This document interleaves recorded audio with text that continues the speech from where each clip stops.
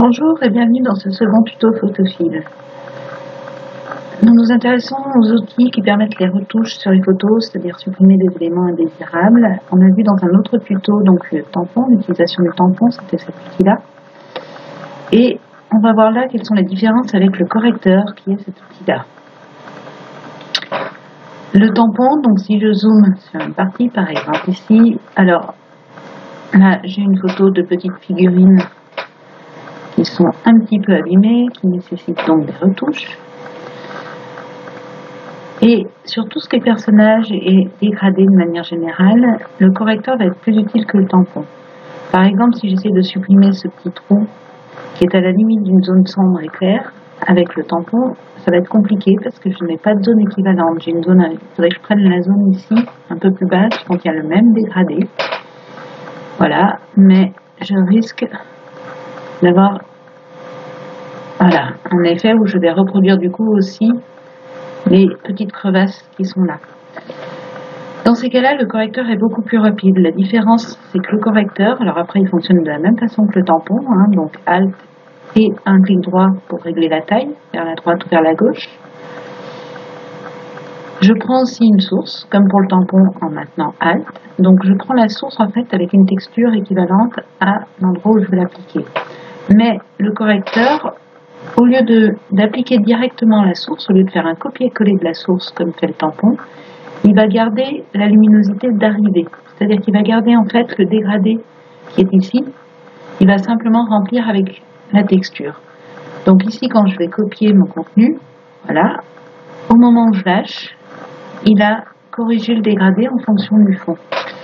C'est un outil qui est très efficace dans certains cas, et en particulier pour les retouches sur des visages, vous voyez, parce que je peux faire ça. Donc sur des visages où là, comme ça, là, on est sur un dégradé, je peux carrément longer ma crevasse sans me préoccuper de la luminosité, et lui me fait une moyenne des luminosités ambiantes. Personnellement, je l'utilise beaucoup pour enlever les taches de capteur, par exemple, dans le ciel, parce que souvent les ciels, le dégradé n'est pas forcément très visible. Et pour tout ce qui est comme ça, voilà, des petites lignes qui traversent plusieurs dégradés, parce qu'au tampon, ça prend beaucoup de temps pour trouver le dégradé exact. Vous voyez, donc là, je suis toujours avec le correcteur. Idem ici, je peux longer ma ligne.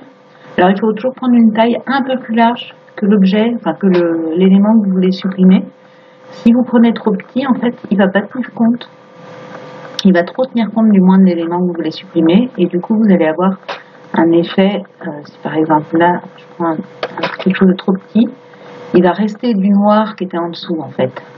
Donc il faut toujours prendre plus large que la zone, un petit peu plus large que la zone, pour absorber la différence de dégradé.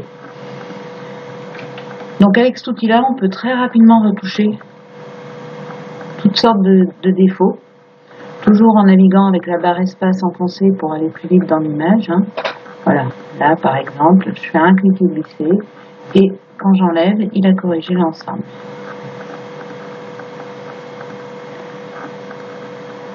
On va faire la même chose ici, voilà, et je suis sans même être très précis, puisque de toute façon il va corriger au fur et à mesure l'élément.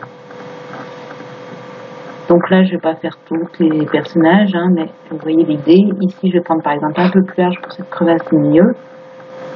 Voilà, je le parcours et je le laisse faire, quitte à donner ensuite un petit coup pour noyer la zone, les bords de la zone. Voilà, on s'intéressera à d'autres éléments, en particulier au détourage dans les prochains tutos, en utilisant l'outil par exemple la plume, et de manière générale aux méthodes de sélection quand vous voulez réaliser des montages sur Photoshop. À bientôt sur la chaîne de Photophile.